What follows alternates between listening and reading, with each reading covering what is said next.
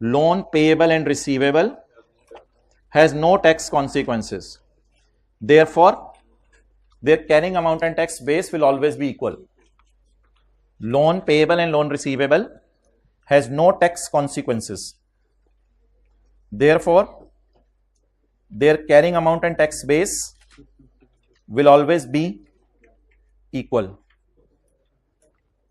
साथ छोटा सा ब्रैकेट में लोन का प्रिंसिपल लिख लें.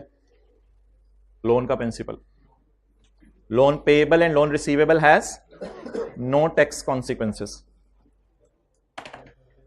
Therefore their carrying amount and tax base will always be equal.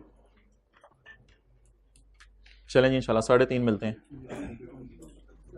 कुछ खाना शाना खा के आइएगा जरा फ्रेश होके. बंद कर दो. दूसरा लेक्चर भैया अपलोड होगा ऑनलाइन वाला. चलो.